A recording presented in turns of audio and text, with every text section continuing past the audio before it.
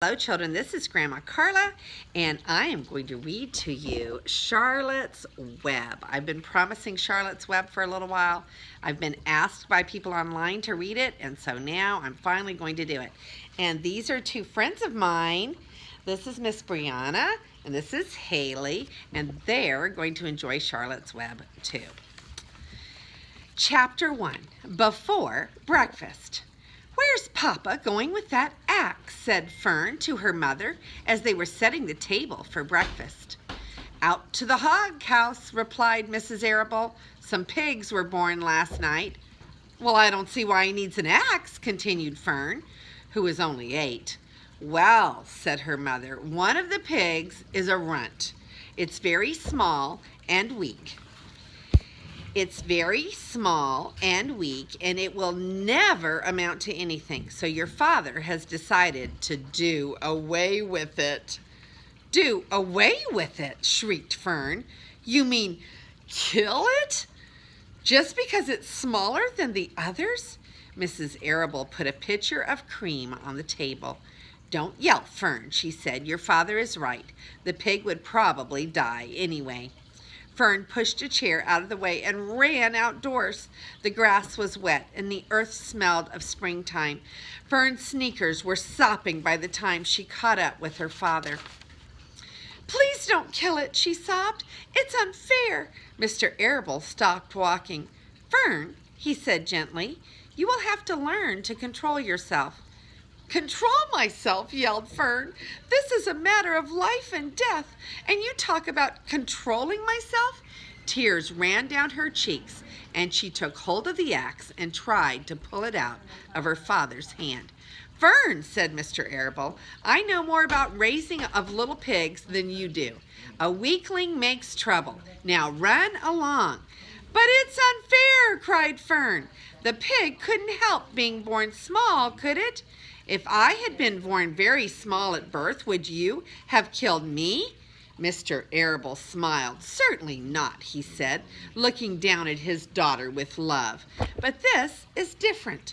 A little girl is one thing. A little runny pig is another." "I see no difference," replied Fern, still hanging on to the axe. "This is the most terrible case of injustice I have ever heard." The queer look came over John Arable's face. He seemed almost ready to cry himself. "All right," he said. "You go back to the house, and I will bring the runt when I come in.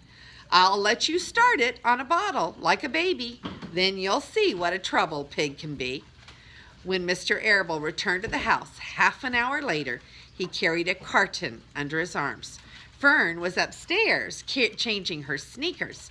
The kitchen table was set for breakfast, and the room smelled of coffee, bacon, damp plaster, and wood smoke from the stove. "Put it on her chair," said Mrs. Arable. Mr. Arable set the carton down at Fern's place, and then he walked to the sink and washed his hands and dried them on a roller towel. Fern came slowly down the stairs. Her eyes were red from crying. As she approached her chair, the carton wobbled, and there was a scratching noise. Fern looked at her father. Then she lifted the lid of the carton. There inside, looking up at her, was the newborn pig. It was a white one. The morning light shone through its ears, turning them pink. "He's yours," said Mr. Arable, "saved from an untimely death, and may the good Lord forgive me for this foolishness." Fern could not take her eyes off of the tiny pig. "Oh," she whispered, "oh, look at him. He's absolutely perfect." She closed the carton carefully. First she kissed her father, then she kissed her mother. Then she opened the lid again, lifted the pig out, and held it against her cheek. At this moment, her brother Avery came into the room. Avery was 10. He was heavily armed and an air rifle in one hand and a wooden dagger in the other. "What's that?" he demanded. "What's Fern got?" "She's got a guest for breakfast," said Mrs. Arable. "Wash your hands and face, Avery." "Let's see it," said Avery, setting his gun down. "You call that miserable thing a pig? That's a fine specimen of a pig. It's no bigger than a white rat." "Wash up and eat your breakfast, Avery," said his mother. "The school bus will be along in half an hour." "Can I have a pig too, Pop?" asked Avery. "No, I only distribute pigs to early risers," said Mr. Arable.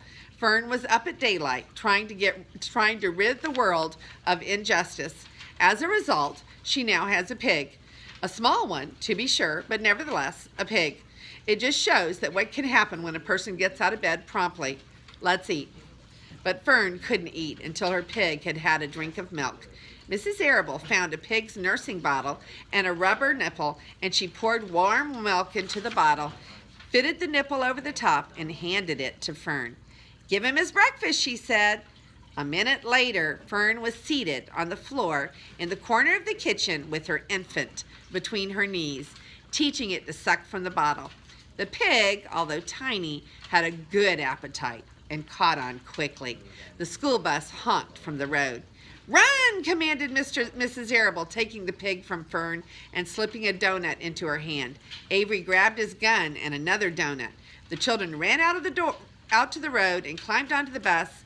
Fern took no notice of the others on the bus. She just sat and stared out the window, thinking what a blissful world it was and how lucky she was to have entire charge of a pig. By the time the bus reached school, Fern had named her pet, selected the most beautiful name she could think of. "Its name is Wilbur," she whispered to herself. She was still thinking about the pig when the teacher said, "Fern, what is the capital of Pennsylvania?" "Wilbur," replied Fern dreamily. The pupils giggled and Fern blushed. Let's look at the pictures for chapter 1. Okay, so here's a picture of Fern rescuing Wilbur from her daddy's axe. He was going to kill the pig with an axe. Poor Wilbur. I'm glad that Fern rescued him. And here is her brother, who got up a little bit late with his gun and his knife. And here is Fern feeding Wilbur his bottle. And that is the end of chapter 1. And this is Grandma Carla, and I love you.